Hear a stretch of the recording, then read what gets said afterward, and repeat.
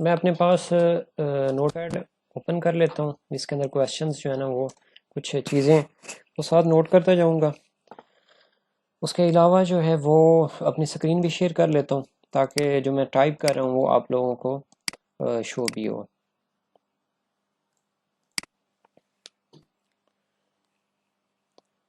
ये आप लोगों का फर्स्ट वाइवा है। फर्स्ट वाइवा के अंदर स्टूडेंट्स को बिल्कुल समझ नहीं आती, बड़े परेशान हुए होते हैं और ये नहीं होता है, सारा कुछ तैयार करने के बावजूद भी जो है ना वो चीज़ें भूल रही होती हैं। सब कुछ कंटेंट होने के बावजूद भी फिर समझ में नहीं आता है हमने क्या करना है। तो फर्स्ट वाइवा है, फर्स्ट वाइवा में इतना भी ज़्यादा परेशान होने की ज़रूरत नहीं है। मोस्टली जो है वो आप लोगों का ये वाइवा कोडिंग में से ही होना है और कोडिंग के ही क्वेश्चंस पूछे जाने हैं। कोडिंग के अंदर आपके पास जो लैंग्वेजेस फ़िलहाल हैं, अ, सबसे पहले क्या होता है कि कॉल कनेक्ट होती है आपकी सुपरवाइज़र से। सुपरवाइज़र से कॉल कनेक्ट होने से पहले पहले आपके पास अपना प्रोग्राम रनिंग हालत में होना चाहिए। रनिंग हालत में क्या है, first of all number one jam server ये स्टार्ट होना चाहिए। नंबर टू पे क्या होना चाहिए, कोड रनिंग फॉर्म में होना चाहिए। आपका कोड रन होना चाहिए। नंबर थ्री, कोडिंग फोल्डर जो है ना वो मिनिमाइज हुआ होना चाहिए। Coding folder should be open. ये तीन कॉमन चीज़ें हैं हर एक के लिए, कोई भी प्रोजेक्ट हो उसके लिए ये तीन चीज़ें मस्ट हैं। नंबर वन, सबसे पहले आपने जैम सर्वर स्टार्ट कर लेना है। जैम सर्वर जस्ट एक ही दफ़ा स्टार्ट करना होता है। कब करना होता है कि जब भी आपने सिस्टम ऑन किया है, आप अपने प्रैक्टिस करने लगे हो, आपने उसी वक्त जो है ना वो जैम सर्वर अपना स्टार्ट करके रख लेना है अपने पास।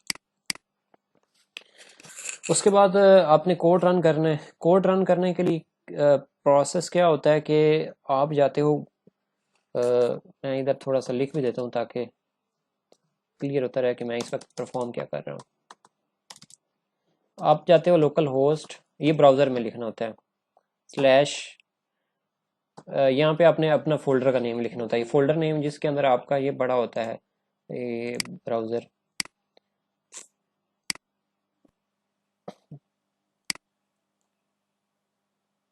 तो लोकल होस्ट आपने लिख दिया, स्लैश आगे फोल्डर नेम दे दिया। अब यहाँ पे क्या आ गया कि यहाँ तक जब आप लोग लिखोगे, जैसे कि फर्स्ट ऑफ ऑल मैंने प्रोजेक्ट रन किया आमना का, मैंने लिखा यहाँ पे लोकल होस्ट स्लैश आमना, आपका होम पेज आ जाएगा। उसके अलावा फिर जो जो आप लोगों के प्रोजेक्ट हैं, लोकल होस्ट स्लैश कोड ये लिखा, आपके पास होम पेज आ जाएगा। ये आपने टाइप करना होता है ब्राउज़र में, गूगल क्रोम या कोई भी ब्राउज़र आपके पास हो, यहाँ पे आपने टाइप करना होता है। उसके बाद कोडिंग फोल्डर किधर है, कोडिंग फोल्डर आपका है जी, यार ये जो लोग बीच में late, coding folder, coding folder आपका कहाँ पे, मोस्टली जो स्टूडेंट्स हैं उनके कोडिंग फोल्डर पड़े हुए हैं सी ड्राइव,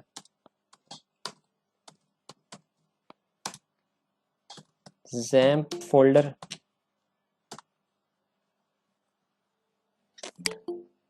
या अगेन स्टार्ट कर रहा हूँ। मैंने बताया था आपके पास जैम सर्वर स्टार्ट होना चाहिए, कोडिंग जो है वो आपका प्रोजेक्ट ये रन होना चाहिए। उसके अलावा कोडिंग फोल्डर आपने इसको ओपन कर लेना, मिनिमाइज करके रख लेना है। उसके अलावा कोड कहाँ पे रन होना है, गूगल क्रोम के अंदर या ब्राउज़र जो भी आप यूज़ करते हैं यहाँ पे आपका रन होना चाहिए। उसके अलावा कोडिंग फोल्डर आपका कहाँ पे पड़ा होगा, सी ड्राइव के अंदर जैम्प वाला फोल्डर है। जैम्प के फोल्डर के अंदर जो है वो एच टी डॉक्स के नाम से फोल्डर है, एच टी डॉक्स इस तरह से लिखा होगा।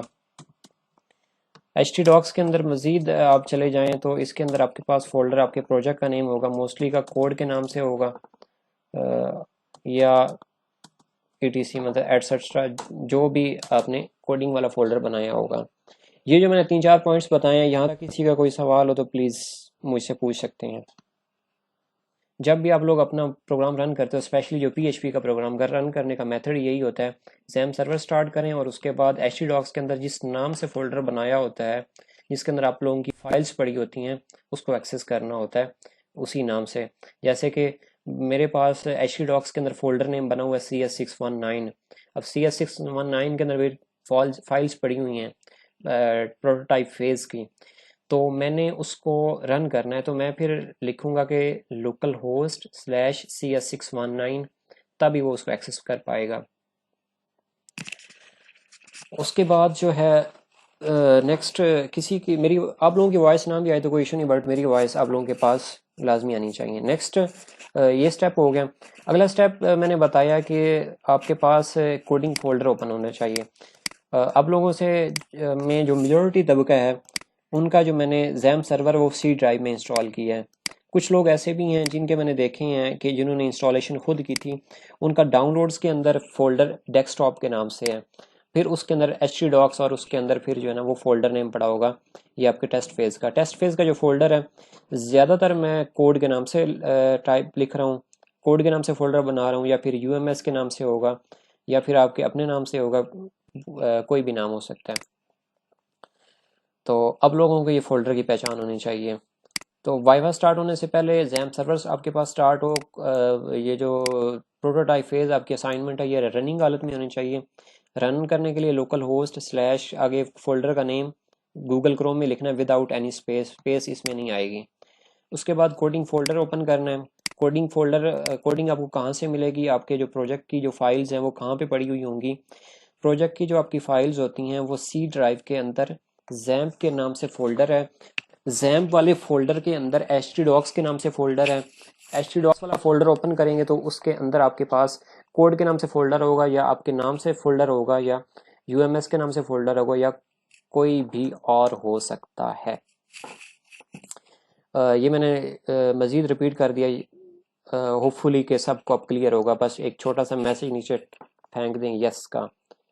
अगर किसी को इशू है, किसी को नहीं समझ आई है अभी तक, तो वो दोबारा रिपीट कर दे अपना माइक ऑन करके। ओके हो गया, स्क्रीन शेयर करता हूँ बस, डन हो गया। अच्छा जी, नेक्स्ट हमारे पास अगला स्टेप क्या आता है। सुपरवाइजर कहता है कि अपना प्रोग्राम रन करके दिखाएं। प्रोग्राम आपने रन किया, फॉर एग्जांपल मैंने बाइक्स को रन करना है। मैंने लिखा, सुपरवाइज़र से मेरी कॉल कनेक्ट हुई, सर अस्सलाम वालेकुम मैम, अस्सलाम वालेकुम, ये मेरा प्रोजेक्ट है बाइक्स जोन, ये मेरा प्रोजेक्ट है, इसका प्रोटोटाइप फेज़ का जो है ना ये मैंने प्रोग्राम बनाया। मतलब साथ साथ आप साथ साथ इंट्रोडक्शन भी देते जाएं और साथ साथ अपना प्रोग्राम भी रन करके दिखाएं, ताकि अगले बंदे को ये पता चले कि वाकई जी इस बच्चे को आता है, इसके कॉन्सेप्ट क्लियर हैं। आपने क्या किया, आपने ब्राउज़र में आए आप लोग, यहाँ पे आपने लिख दिया लोकल होस्ट स्लैश, मैं लिख देता हूँ पहले आमना की रन कर देता हूँ, आमने के नाम से मैंने लिख दिया आमिना। अच्छा मैंने ये कर दिया। उसके बाद अब नेक्स्ट, जब ये इंटर कर दिया, इंटर करने के बाद आपके पास होम पेज आ जाएगा। आपके होम पेज के ऊपर कुछ इस तरह का है, मैं डायरेक्ट अब आपके प्रोजेक्ट के ऊपर आ जाता हूँ। इस तरह से मेरे पास चूँकि ये डेटाबेस नहीं है, मैंने इसको नहीं किया हुआ, तो कुछ इस तरह से शो होगा। यहाँ पे आपके पास क्या आ रहा होगा, ये होम पेज आपका आ रहा होगा। यहाँ पे आपने फर्स्ट ऑफ ऑल तो क्या करना है, जितने भी स्टूडेंट्स हैं ये आप लोग गौर से सुन लें कि जब आप लोग अपना प्रोग्राम रन करते हो तो आपका फर्स्ट पेज यहाँ पे ओपन हो जाता है। यहाँ से आपने एक्सप्लेन करना होता है कि आपके जो आपका प्रोग्राम है उसके अंदर क्या क्या रिक्वायरमेंट्स हैं। और जैसे कि ये बाइक जोन वाला प्रोजेक्ट है, बाइक जोन के प्रोटोटाइप फेज़ के अंदर रिक्वायरमेंट्स ये थी कि आपने एक एडमिन पैनल बनाना है और एक यूज़र का पैनल हो।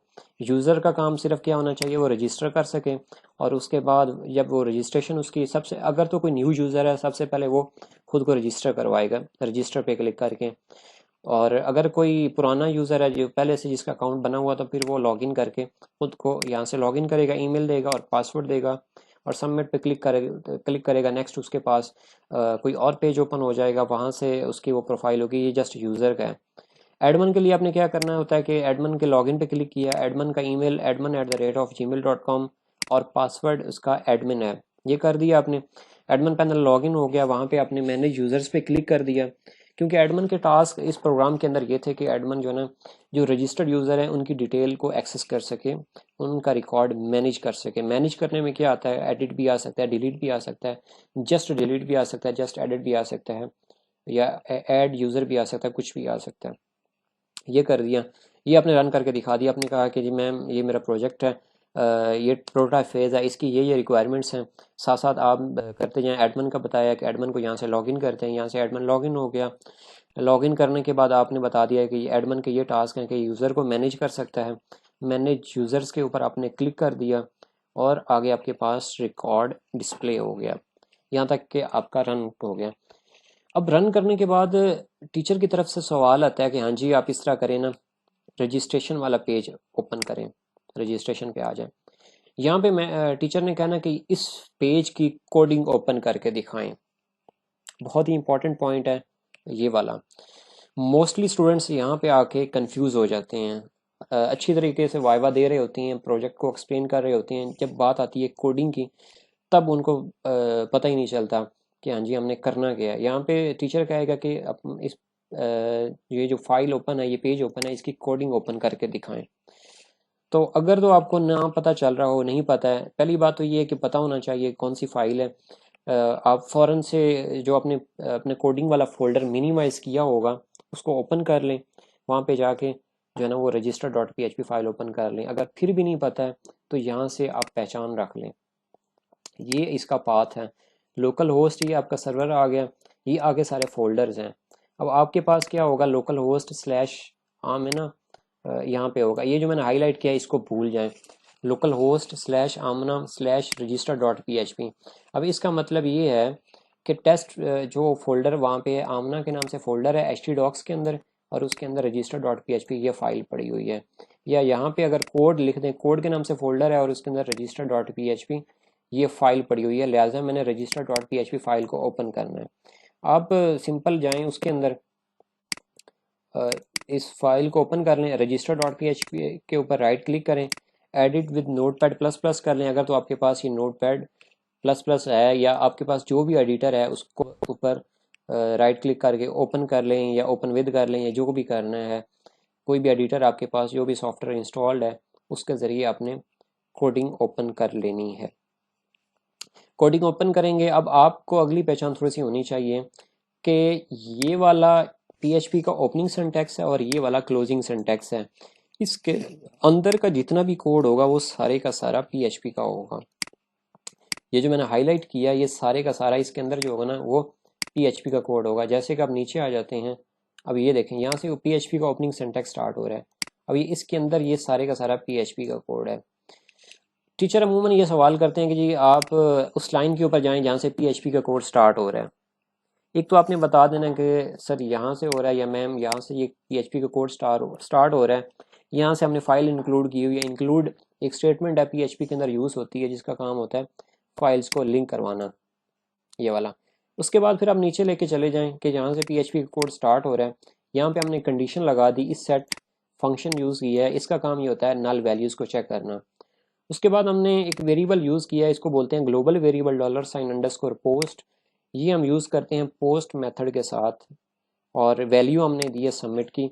हम ये कह रहे हैं कि अगर सबमिट यूज़र करें, रजिस्ट्रेशन अपनी करना चाहे तो इन वैल्यूज़ के अकॉर्डिंग जो है ना उसका रिकॉर्ड सेव होना चाहिए। ये वैल्यूज़ हमने कॉल करवा ली, $, इसको $, बोलते हैं, और आगे ये नेम, ये एक वेरिएबल है नेम के नाम से, ये ईमेल का वेरिएबल है। PHP के अंदर कोई भी करेक्टर हो या कुछ भी हो उसके साथ अगर आप $, लगा दें तो वो वेरिएबल कहलाएगा। यहाँ पे एक अगला सवाल कोडिंग के अंदर आते हैं कि वेरिएबल कैसे डिक्लेयर करते हैं। वेरिएबल डिक्लेयर, तो वेरिएबल डिक्लेयर करने के लिए हमने ये यूज़ करते हैं $, ये वाला साइन यूज़ करते हैं, इसको $, बोलते हैं। तो आपसे ये भी सवाल हो सकता है कि वेरिएबल कैसे डिक्लेयर किया जाता है, तो आपने कहना कि $, के जरिए वेरिएबल डिक्लेयर करते हैं। उसके बाद कॉमन क्वेश्चन होता है कि इको किस लिए यूज़ करते हैं, तो ये आपने बता देना use for output, for display output के वैल्यूज़ प्रिंट करवाने के लिए या आउटपुट डिस्प्ले करवाने के लिए हम इको स्टेटमेंट यूज़ करते हैं। इसको स्टेटमेंट बोलते हैं, ये PHP के अंदर स्टेटमेंट, ये और ये बहुत ही कॉमन चीज़ें हैं दो। उसके बाद जो है वो मेथड हम यूज़ करते हैं, कितनी किस्म के दो मेथड हैं जो हम यूज़ कर रहे हैं। एक पोस्ट का, post and get. Post method हम यूज़ करते हैं वैल्यूज़ को डिस्प्ले करवाने के लिए, सॉरी पोस्ट मेथड हम वैल्यूज़ को सेव करवाने के लिए यूज़ करते हैं डेटाबेस के अंदर पोस्ट मेथड, और गेट मेथड हम यूज़ करते हैं वैल्यूज़ को डिस्प्ले करवाने के लिए। यूआरएल के थ्रू हम ब्राउज़र के अंदर डाटा डिस्प्ले करवाते हैं, वो गेट मेथड के ज़रिए करवाते हैं, और पोस्ट मेथड हम यूज़ करते हैं डेटाबेस के अंदर वैल्यूज़ को सेव करवाने के लिए। उसके बाद 4 क्यूरीज यूज़ होती हैं जो कि जिनकी बेस के ऊपर सारे का सारा प्रोग्राम चलता है। 4 क्यूरीज कौन सी हैं? Insert, select,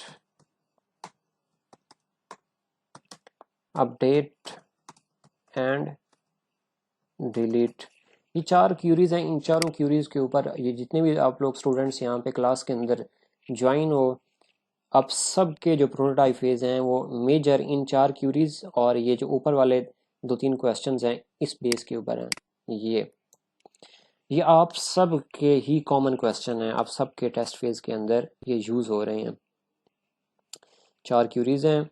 post and get method हमने यूज़ किया, और ये हम फॉर्म के अंदर यूज़ करते हैं। मेथड अमूमन फॉर्म के अंदर यूज़ होता है।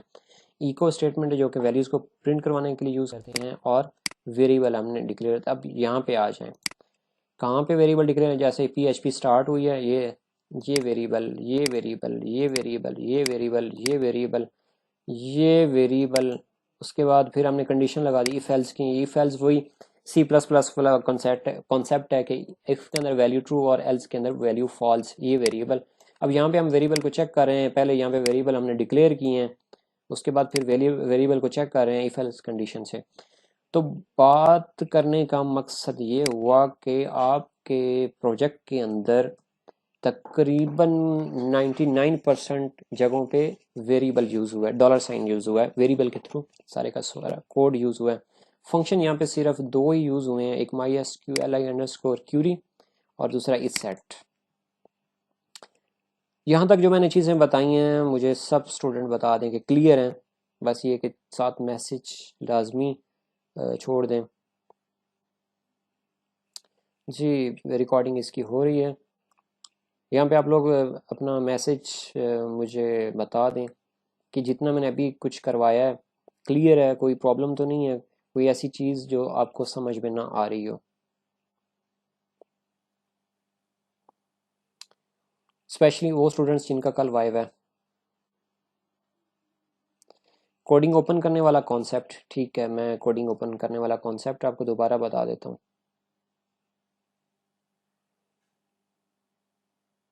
ठीक है, नेक्स्ट जो है वो आते हैं कोडिंग ओपन करने वाला कॉन्सेप्ट। ये होता है कि आपकी जो कोडिंग है उसका फोल्डर पड़ा होगा सी ड्राइव के अंदर, जैम के नाम से फोल्डर है, जैम वाले फोल्डर के अंदर htdocs के नाम से फोल्डर है, और उसके अंदर फिर आपके फोल्डर कोड के नाम से भी हो सकता है या किसी और के नाम से भी फोल्डर आपका हो सकता है। उसके अंदर आपकी कोडिंग वाली फाइल्स पड़ी हुई हैं, और जब आप प्रोजेक्ट रन करते हो तो टॉप पे जो URL आ रहा होता है, जैसे कि अब मैं यहाँ से आपको दिखाता हूँ, ये वाला localhost/कोड लिखें या आमना लिखें या जो भी लिखें, यहाँ पे register.php फाइल, इट्स मीन के ये register.php फाइल ओपन है। जैसे अब मैं होम पे जाता हूँ, फाइल चेंज हो जाएगी, index.php फाइल ये आ जाएगी। ये इस तरह से पता चलता है इनका। सबका प्रोजेक्ट एक्सप्लेन करता हूँ, ये मैं मेन चीज़ें बताता जाता हूँ, ये आप लोग यही ज़हन नशीन करें कि ये आपकी ही हो रही हैं, क्योंकि जो इम्पोर्टेंट चीज़ें वो आपके साथ मैं पहले ही डिस्कस कर रहा हूँ, वो किसी और का हो आपका हो, बात एक ही है, टॉपिक सेम ही है।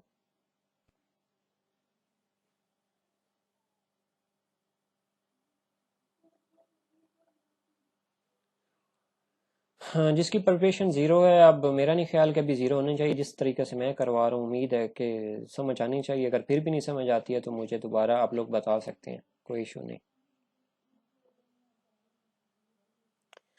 ठीक है, वो अगला सवाल वो मैं फिर प्रोजेक्ट के ऊपर आता हूँ ना, उसके लिहाज से भी कि वो कोडिंग कहाँ पे पड़ी होनी है, बल्कि उसका कॉन्सेप्ट बेहतर ही है। जैसे कि ये वाला मेन के ऊपर है। अब अगर आप कोड एडमिन लॉगिन को करते हैं तो एडमिन वाला फोल्डर अलग आ जाएगा। पीछे आपका मेन कोड वाला फोल्डर होगा, एडमिन लॉगिन पे क्लिक किया, एडमिन के फोल्डर के अंदर चला जाएगा। बाकी कॉन्सेप्ट वही है। फिर अगर आपने ओपन करना है तो इसी तरह से आपने फिर एडमिन वाला फोल्डर ओपन करना है और उसके अंदर ये जो फाइल्स हैं उनको इस तरह से ओपन कर लेना है। ये वाला ये हो गया इस तरह से।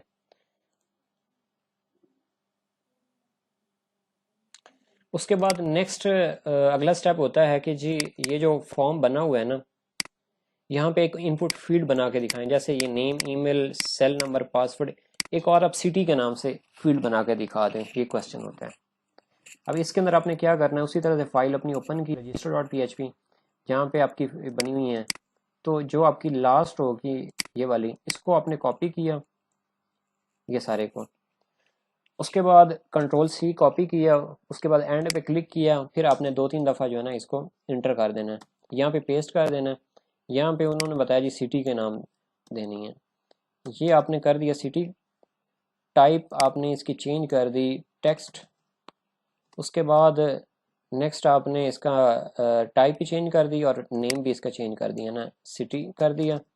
फिर जहाँ जहाँ पे पासवर्ड होगा वहाँ पे आपने सिटी कर देना। ये आपका फ्रंट एंड का काम हो जाएगा। यहाँ पे आप इसको अगर रिफ्रेश करते हैं तो ये देखें, ये सिटी के नाम से आपके पास एक न्यू फील्ड बन जाएगी। अगला सवाल ये होता है कि इस सिटी के अंदर डाटा भी पुट करें तो वो डाटाबेस में सेव होना चाहिए। तो उससे पहले मुझे आप लोग ये इस कॉन्सेप्ट का बता दें कि ये सबका क्लियर है, क्योंकि ये बहुत ही इंपॉर्टेंट क्वेश्चन है और ये जिनका वाइवा कम्प्लेक्स होता है, सुपरवाइज़र जिनका वाइवा टफ लेते हैं उनसे ये क्वेश्चन करते हैं। तो मैंने स्टार्ट ही उस क्वेश्चन से किया है कि जो ज़्यादा मुश्किल में आता है स्टूडेंट्स के लिए, तो वो मुझे आप लोग पहले बता दें कि सही मैं उसका रट्टा लगवा लूँ आप लोगों से। विजुअल स्टूडियो को बोल जाएं जस्ट नोटपैड प्लस प्लस करें, ये इधर उधर की चीज़ें के ऊपर फ़िलहाल बीच में ना लेके आएँ तो ज़्यादा बेहतर है। जो चीज़ मैं करवा रहा हूँ काइंडली मुझे उसका रिस्पॉन्स करते जाएँ। प्रिपरेशन ज़ीरो है, प्रिपरेशन 100% है नहीं है, उस चीज़ को ख़त्म करके जो मैं चीज़ समझा रहा हूँ जस्ट उसके ऊपर फोकस करें फ़िलहाल, ये आपकी मेहरबानी होगी। क्योंकि इस तरह से आप लोगों की तैयारी भी ठीक होगी और मैं भी सही डाइवर्ट नहीं होगा। अगर बीच में इधर उधर की चीज़ें डालेंगे तो फिर मैं जो मेरा एक सीक्वेंस बना हुआ है वो भी टूटेगा और मुझे भी फिर भूल जाएंगी चीज़ें जो इंपॉर्टेंट करवाने वाली हैं। तो लिहाजा इस टॉपिक के ऊपर हैं जो मैं आप लोगों को करवा रहा हूँ और मुझे साथ साथ रिस्पॉन्स करते जाएँ कि जितने जितने मैंने करवा दिए हैं। यहाँ तक जो मैंने करवाया ये स्टेप बताया, काइंडली इसका मुझे बताएं क्लियर है सबका। और एक और भी काम कर लें, अगर आप लोग अपने लैपटॉप पे जो है ना वो जो समझ नहीं आ रहा साथ बताएं यार, मैं इसीलिए बीच में रोका है कि आप लोग मुझे साथ साथ बताते जाओ ताकि ये कॉन्सेप्ट एक साथ ही क्लियर होते जाएं।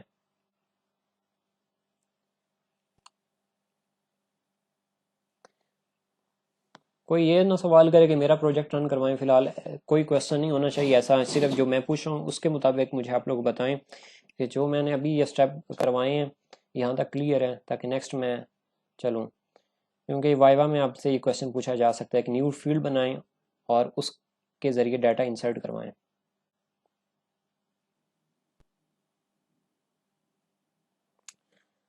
आई थिंक किसी और का कोई सवाल नहीं, नेक्स्ट पे आता हूँ। मैंने जो चेंजिंग बोली हैं,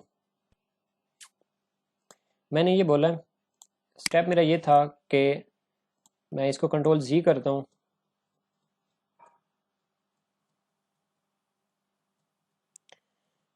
मेरे पास रजिस्ट्रेशन फॉर्म था इस हालत में, सपोज के अब एक स्टूडेंट वाइवा दे रहा है, उससे ये कहा जाता है कि यहाँ पे एक और इनपुट फील्ड बना कर दिखाएं। तो इसी तरह कोडिंग में जाना है, मैंने कहा था कि आपने यहाँ पे आके जो आपके पास होगा ये वाली फील्ड, इसको सिलेक्ट करना है। इस तरह से सारा सिलेक्ट कर लिया, कंट्रोल सी कॉपी किया, नीचे इंटर कर दिया, क्लिक करके इंटर किया और कंट्रोल वी कर दिया, ये नीचे आपके पास फील्ड बन जाएगी। जहाँ जहाँ पे ये पासवर्ड होगा वहाँ वहाँ पे आपने सिटी नेम कर देना है। और ये स्टेप आप साथ साथ अपने पास भी करते जाएं ताकि आपको अभी ही से ही भूले ना बाद में। वैसे तो इसकी रिकॉर्डिंग हो रही, बट ये साथ साथ आप प्रैक्टिस आपकी हो जाएगी तो ज़्यादा बेहतर रहेगा। ये वाला अच्छा, ये यहाँ तक हो गया। अब यहाँ ये तो आपका HTML का काम हो गया।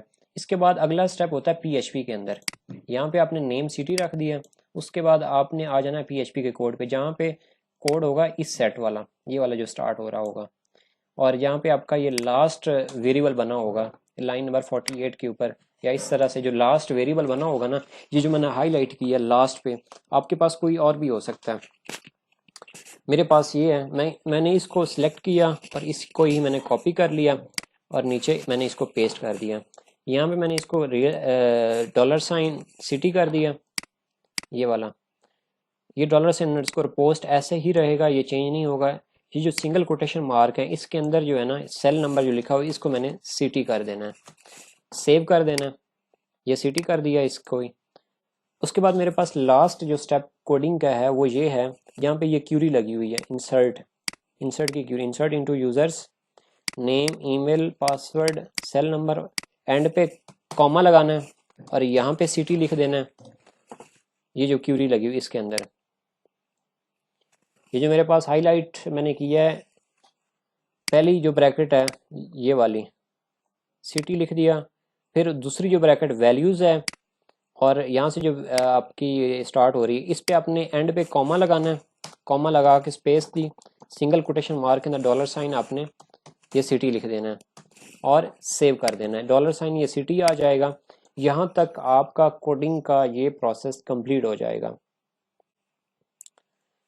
रिपीट कर रहा हूँ दोबारा, फर्स्ट ऑफ ऑल HTML का कोड किया, जो पहले वाली इनपुट फील्ड बनी हुई होगी उसको सिलेक्ट किया, कॉपी करके नीचे पेस्ट कर दिया, और उसके बाद फिर PHP वाले कोड की जगह पे आ गए, वहाँ पे कोड पे आके एक पहले वाले जो है वो जो वेरिएबल बना हुआ होगा उसको सिलेक्ट किया, कॉपी किया और नीचे यहाँ पे पेस्ट कर दिया, इनके वेरिएबल नेम चेंज कर दिए, cell number replace to city, $underscore post as it is, next ये जो ब्रैकेट है इसके अंदर सिंगल कोटेशन मार्क जो लगा हुआ है उसके अंदर cell number replace to city, यहाँ तक सेकंड स्टेप कंप्लीट।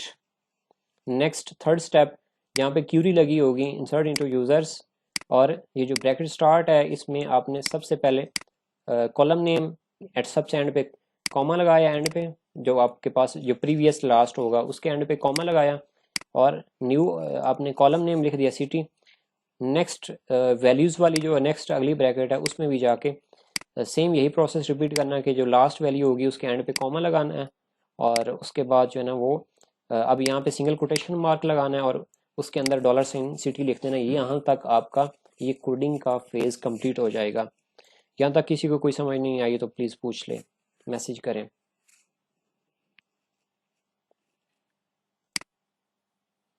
यहाँ तक किसी को कोई समझ नहीं आया तो पूछ सर सकते हैं। यहाँ पे जो हमारा कोड है इसमें हम लोग कुछ भी यानी एंटर कर सकते हैं। जैसे आपने सिटी की है तो सिटी की जगह हम लोग कुछ और भी लिख सकते हैं। ये रिक्वायरमेंट होगी आपकी टीचर की तरफ से, टीचर ने आपको कहना है कि सिटी नेम करना है, कंट्री करना है, कुछ भी कह सकते हैं, ये टीचर ने बताना है। मेरा जब वाइवा हुआ था तो मुझे सर ने, जब मेरा वाइवा तो मेरे सेम यही क्वेश्चन मुझसे किया गया था, तो सर ने कहा था यहाँ पे आप CNIC के नाम से फील्ड बनाएं, तो मैंने जस्ट यही स्टेप करके दिखाए थे, तो सर ने मुझसे बस यही पूछा, उसने कहा चलिए ठीक है आपका वाइवा हो गया, और ना तो प्रोजेक्ट रन करवाया था और कुछ भी नहीं किया था। और सेम इसी तरह क्वेश्चन टेस्ट फेज में भी हुआ था और फाइनल में भी ऐसे ही हुआ था। तो मैं आप लोगों को इसलिए ये रटा लगवा रहा हूँ और इसीलिए इस शुरू से ही परफेक्ट करवा रहा हूँ कि अगर आप कॉन्फिडेंस के साथ ये काम करके दिखाएंगे, आपको चीज़ रटी हुई होगी तो फिर इंशाल्लाह मसला नहीं बनेगा। यहाँ तक हो गया। अगला स्टेप होता है लास्ट, जो फाइनल स्टेप है वो डेटाबेस का है, वो गौर से सुनना है और उसके ऊपर ख़ास फोकस करना है। यहाँ पे मोस्टली इतना तो हो जाएगा, लेकिन डेटाबेस के अंदर लोग कंफ्यूज हो जाते हैं।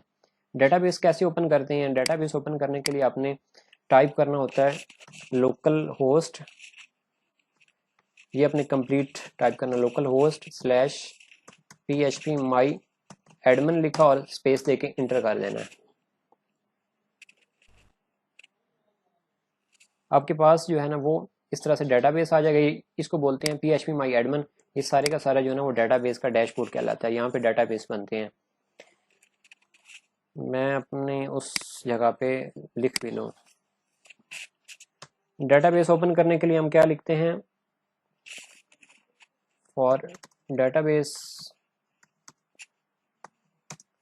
लोकल होस्ट स्लैश PHP माई एडमिन, कोई स्पेस नहीं देनी है, ये सब लोग ज़ेन नशीन कर लें, चाहे तो अपने पास लिख भी लें और इसकी बाद में प्रैक्टिस भी करें। ये कर दिया जी डेटाबेस। उसके बाद ये भी सवाल होता है कि जी डेटाबेस, यहाँ पे सवाल एक और भी आ जाता है, डेटाबेस बनाते कैसे हैं। जब आपने इतना ये ओपन कर लिया उसके बाद आपने डेटाबेसेस पे क्लिक कर देना है। डेटाबेस न्यू बनाने के लिए तो आपने यहाँ पे लिखना होता है, जैसे मैं यहाँ पे एक डेटाबेस बना देता हूँ, virtual अंडरस्कोर यूनिवर्सिटी। अच्छा, इसमें स्पेस नहीं देते हैं, डेटाबेस के नाम में स्पेस नहीं आनी चाहिए, विदाउट स्पेस होना चाहिए या फिर अंडरस्कोर यूज़ कर लें। और यहाँ पे आपने ये नाम लिख देना यहाँ पे, और उसके बाद क्रिएट के बटन पे क्लिक कर देना है, डेटाबेस आपका बन जाएगा। क्योंकि मेरे पास काम काफ़ी सारा ज़्यादा हुआ पड़ा है, तो वो सबसे एंड पे होगा, ज़्यादा आपके पास नहीं होगा। यहाँ तक होगा डेटाबेस क्रिएट करना, इस तरह से होगा। डेटाबेस क्रिएट करने के हवाले से भी क्वेश्चन होता है, तो डेटाबेस कैसे क्रिएट करते हैं कि आपने पहले PHP माई एडमिन ओपन कर लेना है और उसके बाद लोकल होस्ट स्लैश PHP माई एडमिन लिखा और उसके बाद आपके पास आ जाएगा, फिर डेटाबेसेस पे क्लिक करते हैं।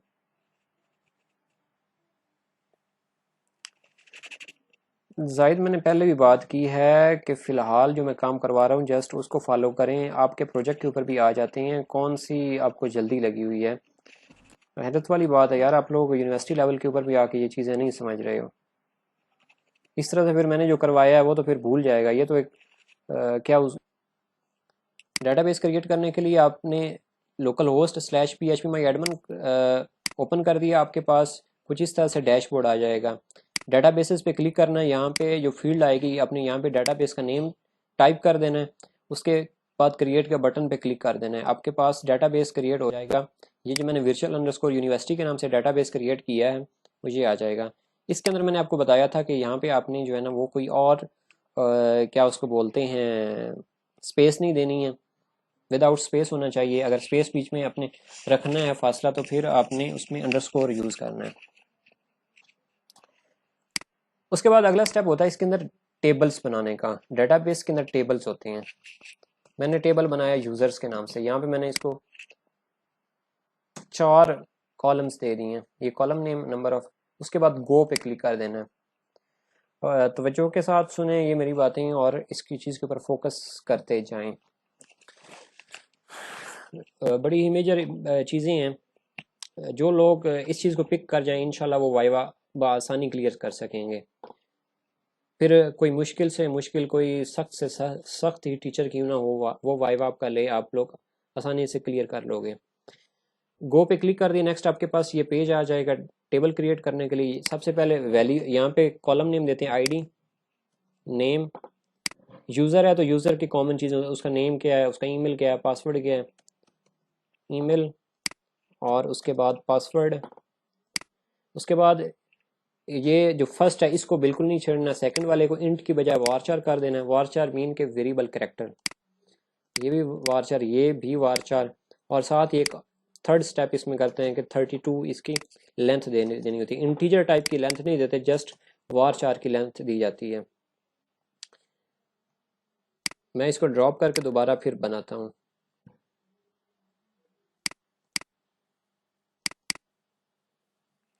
यूज़र्स 4 कॉलम मैंने रख दिए, इसको मैंने ID कह दिया, इसको मैंने नेम कह दिया, इसको मैंने ईमेल बोल दिया, इसको मैंने पासवर्ड बोल दिया।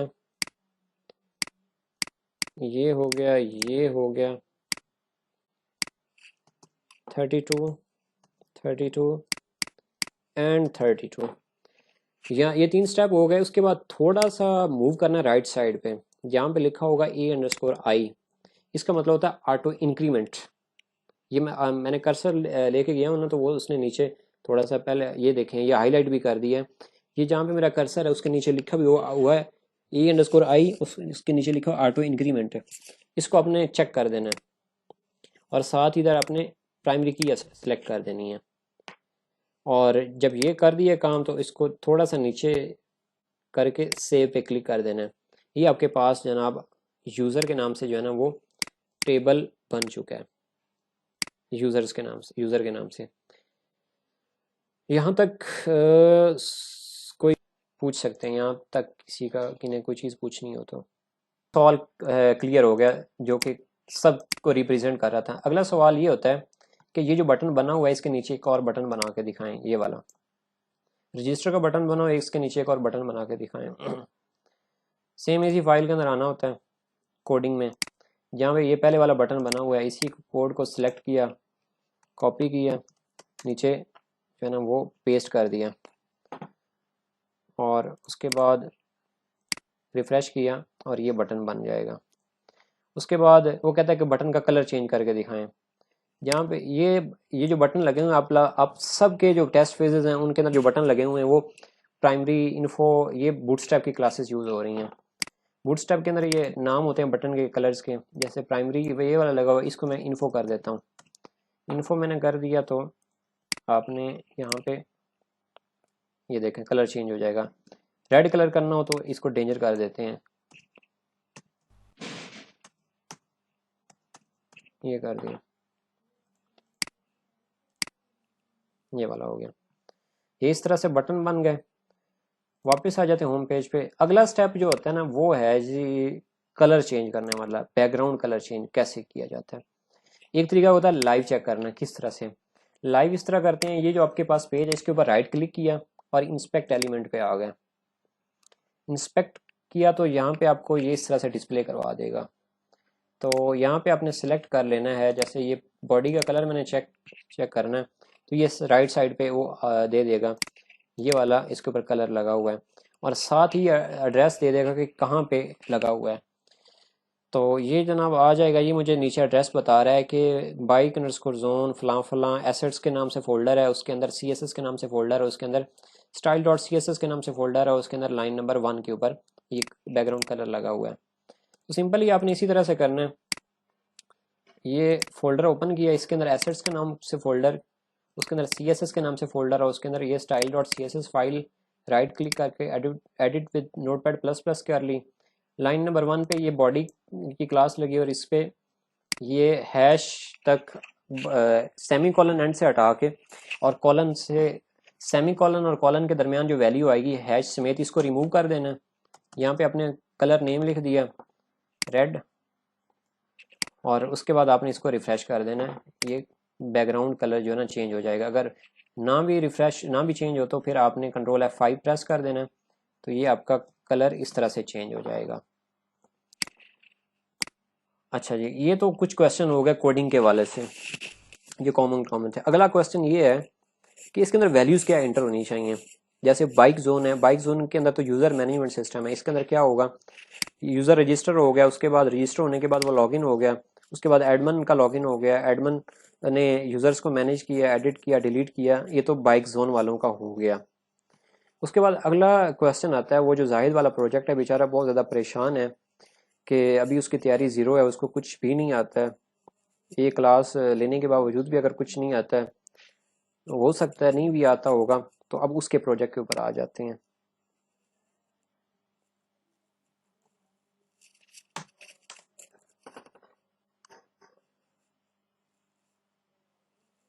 मोस्टली जो चीज़ें कॉमन है वो अभी नहीं करवाऊंगा, मतलब करवा चुका हूँ, लेकिन ये के साथ साथ बताऊंगा सही कि क्या होगा। जी जाहिद साहब, आप एक्टिव हो जाएं। अब आपका आ गया, आपके प्रोजेक्ट के अंदर रजिस्ट्रेशन तो नहीं है, क्योंकि आपका जो प्रोजेक्ट है इसके अंदर टीचर ने रिक्वायरमेंट्स ये कही थी कि आपने एक होल सेलर का पैनल होना चाहिए। मतलब उन्होंने मेन ये तो यही कहा है कि उसके अंदर जस्ट जो परचेजर है ना वो प्रोडक्ट्स को परचेज कर सके और कोई काम ना सके। ये जाहिद का भी है, कोमल का भी है, उसके अलावा हुमा का है, सवेरा का है, उसके अलावा और क्या कौन सा स्टूडेंट है, नाइमा का है, जुनैरा का है। ये आप लोगों का प्रोजेक्ट ऑनलाइन रिटेल स्टोर वाला जो है, आप लोगों के प्रोजेक्ट की रिक्वायरमेंट्स थी कि परचेज़र का एक पैनल बनाना है और वो जो है ना आइटम्स परचेज कर सके और परचेज़र सिर्फ एक ही होना चाहिए। और ज़ाहिर प्रोडक्ट्स ऐड हुई हुई होंगी तो फिर ही वो परचेज़ कर सकता है। तो इसके अंदर हमने क्या कर दिया है कि हमने एक दो पैनल बना दिए, एक परचेज़र का और एक होल सेलर का। सबसे पहले हम होल सेलर को लॉगिन करते हैं। आपके जो डेटाबेस बना हुआ था जाहिद, तो मुझे थोड़ा सा आप अपने साथ मुझे रिस्पॉन्स भी अब करते जाएं कि आपको समझ भी आ रही है। प्रोजेक्ट आपका ओपन है।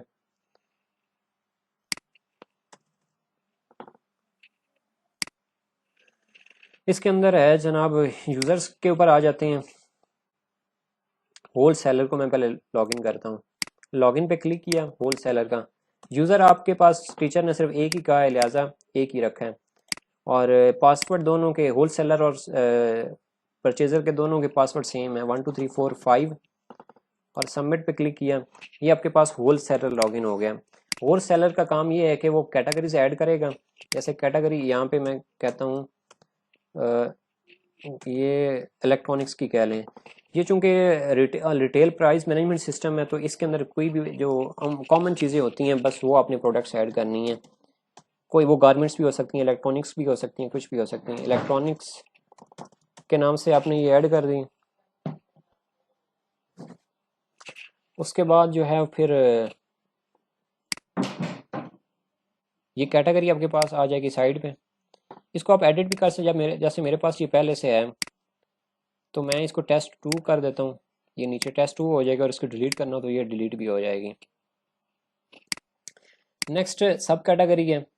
अब मैंने इलेक्ट्रॉनिक्स की सब कैटेगरी की, यहाँ पे मैंने कर दिया जनाब लैपटॉप,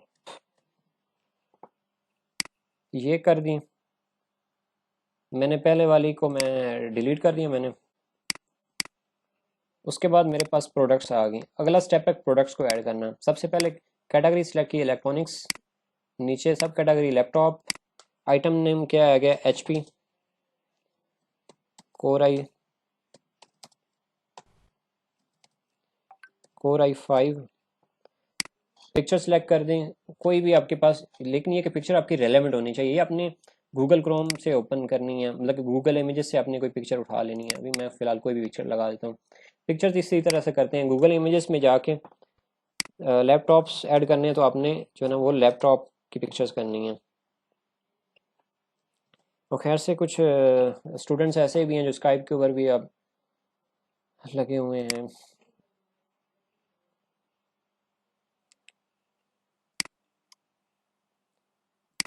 इस तरह से आपने सेव एज कर लेना इसको। उसके बाद टैग्स दे देने। टैग्स यहीं आएंगे, आपकी ये टाइटल भी आएगा, उसके बाद ये आपकी कैटेगरी भी आएगी, ये लैपटॉप आ जाएगा। उसके बाद ये इलेक्ट्रॉनिक्स ये आप कर लें। डिस्क्रिप्शन आ जाएगी लैपटॉप लगे, उसका दे दें। प्राइस आप दे दें और ऐड आइटम्स पे क्लिक कर दें, ये ऐड हो जाएगी। उसके बाद आप मैनेज पे क्लिक कर दें, पहले वाली को डिलीट कर दें, ये आपके पास ये ऐड हो जाएगी। यहाँ पे था ये होल सेलर का था।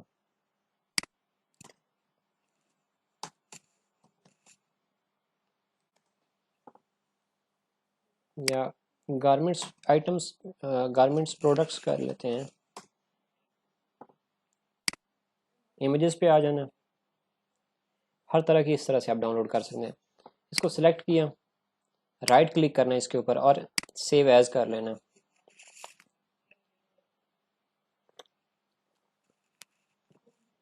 इसके नीचे ये जेपीजी होनी चाहिए, जेपैग ये लाजमी होना चाहिए, या जेपीजी होनी चाहिए, और उसको अपने पास किसी भी फोल्डर में सेव करते जाएं ये वाला। तो ये इस तरह से सेव हो जाएगी। यहाँ तक क्लियर है?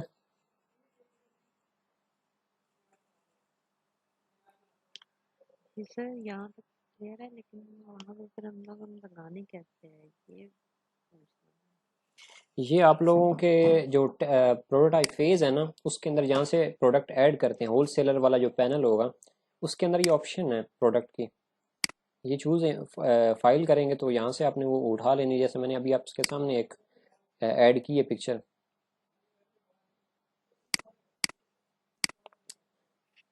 उसके बाद आपने लॉगआउट कर देना।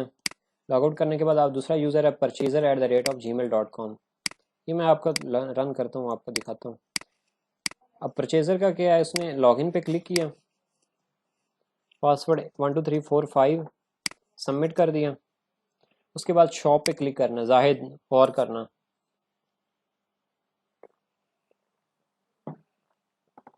इलेक्ट्रॉनिक्स ये आपने सेलेक्ट की। उसके बाद ऐड टू कार्ट किया, ये कार्ट के अंदर आ जाएगी, कार्ट में आ जाए। चेकआउट पे क्लिक किया, यहाँ से फ़ोन नंबर दे देना, कुछ भी दे दें, प्रोविंस सेलेक्ट कर दें, कोई भी दे दें। उसके बाद कैश ऑन डिलीवरी और डन कर दिया। अकाउंट में गए और ऑर्डर पे गए, ये आपका स्टेटस आ जाएगा ऑर्डर का। ये आपका कंप्लीट प्रोसेस है इस प्रोग्राम को रन करने का। बाकी क्वेश्चन उसी तरह से है। जाहिद आपके पास डेटाबेस का क्या इशू है? उसके बाद अगला प्रोजेक्ट है कोमल का।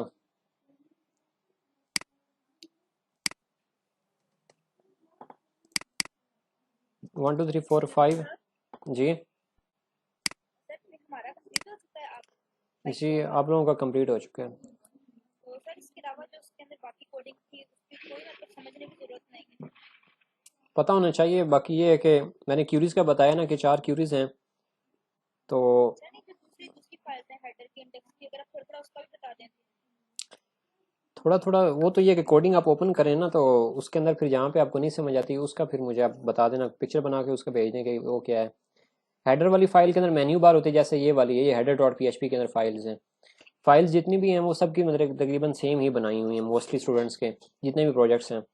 हेडर डॉट पी के अंदर मेन्यू बार हैं। जैसे आपने रजिस्टर का बहुत अच्छे से बताया है कि इसमें ये कोडिंग हुई है, तो अगर आप थोड़ा थोड़ा उसको भी एक्सप्लेन कर दें। हेडर डॉट पी के अंदर जितने भी है ना, ये साइड बार, जो साइड बार होगी या टॉप बार होगी, ये मेन्यू बार हैं। इसके अंदर ज़्यादा से ज़्यादा यही होता है, इसके अंदर एक और कॉलम बना के दिखा दें, लिंक बना के दिखा दें। तो जैसे ये प्रोजेक्ट मेरे पास एक ओपन है,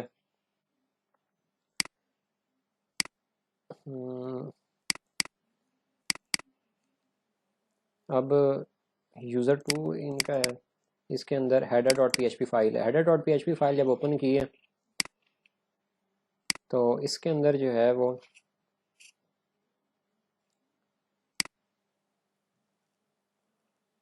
सबसे एंड वाला देख लेना आपने, लॉग आउट वाला जो है, इससे ऊपर ये मैनेज, इसी तरह से LIC ये स्टार्ट होती है और यहाँ पे LI क्लोज होती है। तो इसी को आपने सेलेक्ट करना है और नीचे पेस्ट कर देना है, और उसके बाद ब्राउज़र में जाके रिफ़्रेश करना है। ये आपके पास इस तरह से एक न्यू ऑप्शन ऐड हो जाएगी। ये है तरीकाकार है न्यू लिंक लगाने का। लेकिन ये कि वो हेडर वाली चीज़ों को बहुत कम ही पूछते हैं, मोस्टली जो होता है ना वो इसी के ऊपर होता है, फॉर्म के ऊपर और बटन बनाने के ऊपर, फील्ड बनाने के ऊपर होता है, या बैकग्राउंड कलर चेंज करने के वाले से होता है।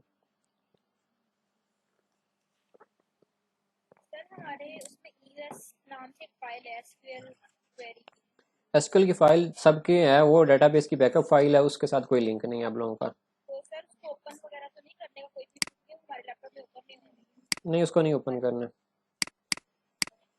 हाँ, प्रोडक्ट आपने ऐड करनी है, टाइटल नेम आ जाएगा, कैटेगरी उसकी होगी, क्वांटिटी कितनी है, प्राइस कितनी है, और इसी तरह से पिक्चर ये आपने कर देनी है यहाँ तक। इसके अलावा और जो हैं वो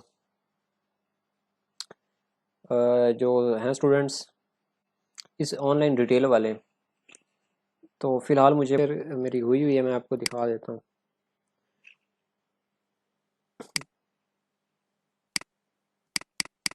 जैसे ये आपकी फाइल है ना, इसके अंदर एडमिन वाला फोल्डर है, इसके अंदर ये डिलीट यूज़र वाली फाइल है, यहाँ पे डिलीट की क्यूरी लगी हुई है, ये सब की ऐसे होगी।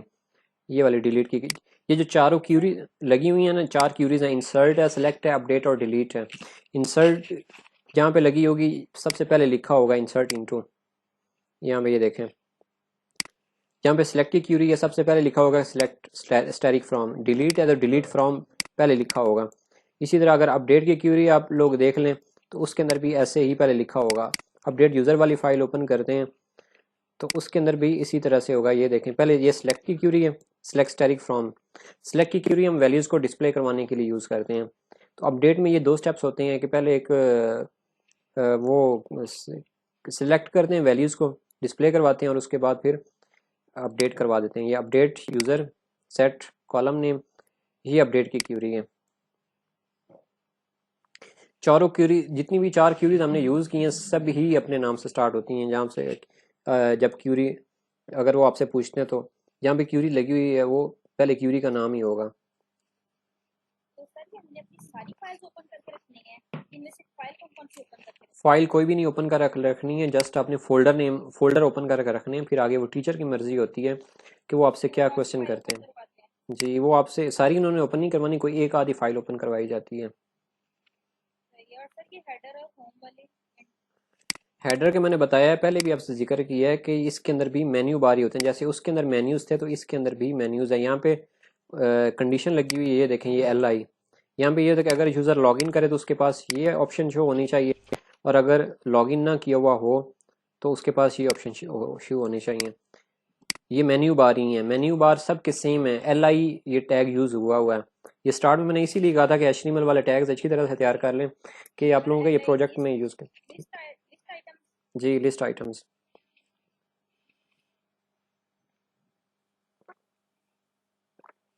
सर ये जो क्वेरीज लगाई है ये अलग अलग ये इनकी कोडिंग हुई हुई है। क्यूरीज लगी हुई है टेबल के हिसाब से, कोई यूजर्स का टेबल है, कोई प्रोडक्ट का टेबल है, कैटेगरी का टेबल है। वो यहाँ पे टेबल नेम सिर्फ चेंज होगा, बाकी क्यूरीज सेम है। क्यूरीज वही लगी हुई है, सिर्फ टेबल नेम चेंज होगा। और सर जो इसके अंदर और फाइल्स हैं वो नहीं bootstrap.css करनी, और map, वो फ्रेमवर्क की फाइल्स हैं। तो सर इसमें से ये CSS फॉन्ट और इमेजेस के ये नहीं वो खुलवाते, ये कुछ भी इम्पोर्टेंट नहीं है? ये फ्रेमवर्क्स की फाइल्स हैं, ये नहीं ओपन करते, जस्ट PHP को ओपन करवाई जाती है। सर PHP की ये कौन एसेट्स के नीचे वाली हैं, डैशबोर्ड से लेकर यूजर तक? स्टाइल्स जो आपके फोल्डर के अंदर फाइल्स पड़ी हुई हैं एसेट्स के अंदर, CSS वाले फोल्डर में ये styles.css ये CSS की फाइल है। बाकी ये सारी बूटस्ट्रैप फ्रेमवर्क की फाइल्स हैं। ये दोनों में सेम है, एडमिन वाले फोल्डर में भी सेम है और बाहर भी सेम है। इसी तरह से बाकी जो स्टूडेंट्स हैं जैसे हूँ मैं, आप लोगों की फ़ाइल भी इसी तरह से है कि एडमिन वाले फोल्डर के अंदर CSS की फ़ाइल पड़ी, बाकी तो आप लोगों की वो यूज़ हो रही हैं, क्या उसको बोलते हैं, बूटस्ट्रैप की यूज़ हो रही हैं। लेकिन इसके अंदर CSS और उसके अंदर ये style.css फाइल है रिटेल वाली। इसी तरह से अगर जायद का देखा जाए तो जायद वाले फोल्ड CSS ये style.css। अगर कोमल की फाइलों को देखो तो उसके अंदर भी इसी तरह से CSS के नाम से फोल्डर है style.css। और अगर ये जो होल सेलर वाला देखें तो user2 के नाम से फोल्डर है, उसके अंदर CSS के नाम से फोल्डर होगा, उसके अंदर ये style.css के नाम से फाइल है।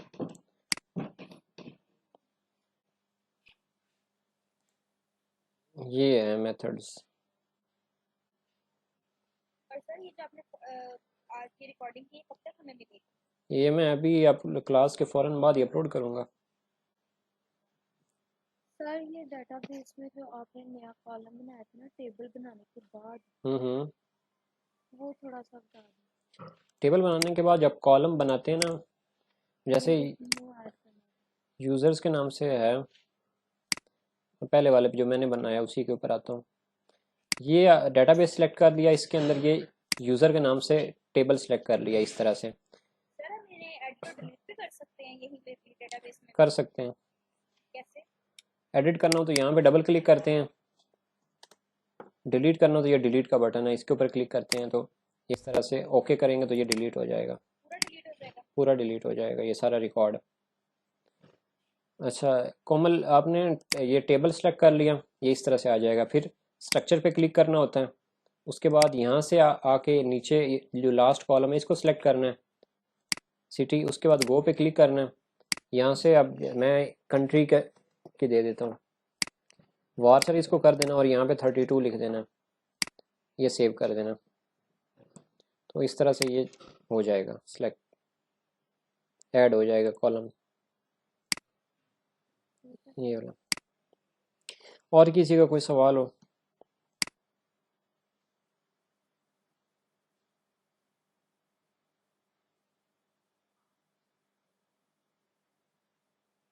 बाकी कोमल, अगर ये पिक्चर जो मूव कर रही हैं ये स्लाइडर वाली, इसको चेंज करना हो तो ये आपकी index.php फाइल में से होगी। ये आपका जो फोल्डर है ये index.php फाइल होगी। इसके अंदर आपने यहाँ पे पिक्चर्स नेम है, ये इमेजेस के नाम से फ़ोल्डर है। जो आपके पास इमेजेस वाला फ़ोल्डर है, ये वाला पड़ा हुआ है। इसके अंदर ये 1 2 3 3 पिक्चर्स लगी हुई हैं। आपने जस्ट ये अगर कोई और पिक्चर होगी वो इधर सेव करनी है और उसका नाम करना है। नाम किस तरह से रिनेम करना है कि जैसे एक तो ये कि उसकी टाइप देखने की, टाइप क्या है। उसका तरीकाकार ये होता है कि इसके ऊपर राइट क्लिक करते हैं पिक्चर के ऊपर और प्रॉपर्टीज़ में जाके डिटेल में या जर्नल पे आते हैं। यहाँ पे टाइप लिखी होती है, टाइप ऑफ फाइल है, ये .jpg फाइल है तो एंड पे .jpg आएगा। और उससे पहले जो नाम होता है, जैसे ये 2 है तो इसको रीनेम, राइट क्लिक करके रीनेम कर दें, ये कॉपी करें नाम और यही नाम इधर पेस्ट कर दें। बाकी टाइप वही होगी और यहाँ पे इसका नेम आ जाएगा। उसके बाद इसको सेव करेंगे फाइल को और उधर रिफ्रेश कर देंगे तो ये चेंज हो जाएगा। बाकी अगर इसका बैकग्राउंड कलर चेंज करना हो, ये ऊपर वाले फॉर्म का ये जो ऑप्शन है, मेन्यू बार है, इसके लिए आपने side bar .php file open करनी है, ये वाली। इसके अंदर जो है ना वो स्टार्ट में ये मेन्यू के नाम से क्लास होगी, ये वाला आपने ये सिलेक्ट करना है, हैश समेत और ये नंबर। इसको सेलेक्ट किया और उसके बाद रिफ्रेश कर देना, ये चेंज हो जाएगा। उसके बाद फिर इसी तरह से एक और ये जो दूसरे वाला है जहाँ पे आपने प्रोजेक्ट का नेम आपका लिखा हुआ है, ये वाला अगर इसको चेंज करना हो, ये जो अलर्ट है, तो ये वाली जो नीचे क्लास लगी हुई एक्टिव की, इसको आपने ये वाला चेंज कर देना तो ये चेंज हो जाएगा। उसके अलावा ये जो होलसेलर वाले टेबल में अंदर से है, ये जो एंड पे ओपन होता है,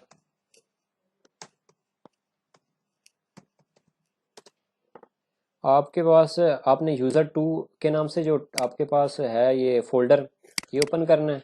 CSS के नाम से फोल्डर ओपन करना है और style.css के नाम से फाइल है, इसको ओपन करना। लाइन नंबर 228 पे चले जाना है। लाइन नंबर 228 पे जाके 228 ये हिट अंडरस्कोर साइड बार, ये क्लास है। इस पे जाके आपने ये बैकग्राउंड लाइन नंबर 240 के ऊपर ये कलर कोड होगा, इसको जाकर रिप्लेस कर दें और उसके बाद फिर इसको चेंज कर दें।